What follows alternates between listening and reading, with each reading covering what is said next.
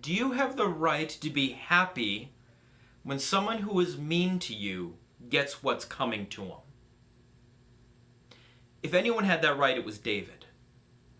David had been hunted down by King Saul for no reason. David hadn't done anything against Saul, and yet Saul constantly was attempting to murder David. And then in a massive battle, Saul was killed.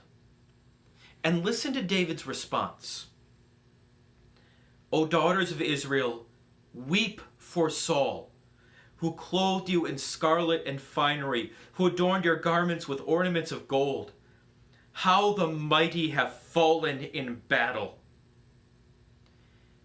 David wasn't happy. He had a right to be happy, but he didn't make use of that right.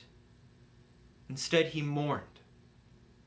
And the reason he mourned was that Saul was chosen by God.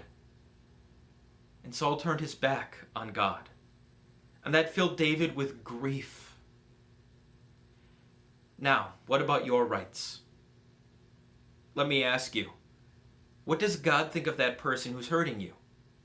1, he is angry at the injustice. Absolutely.